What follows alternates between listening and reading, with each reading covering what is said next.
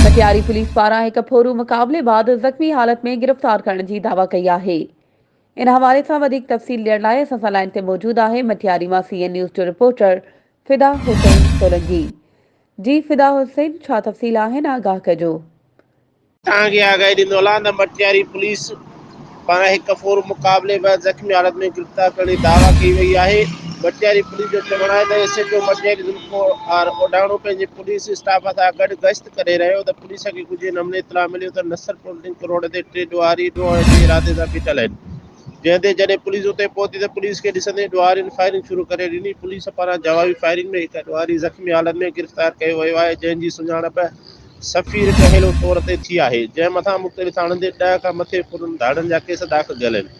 जवाबदार ताज़ो ई कल्ह शहर में हिक दुकान तां मोबाइल फ़ोन पुर कई, जिन खां पुरती उन्हनि माउरनि बि जवाबदारी शनाख्त कई आहे, जंहिंजा कॉल वारा पुर करण वारा CCTV फुटेज भी मिलिया आहिनि। पुलिस पारां वधीक जांच जो अमल जारी आहे।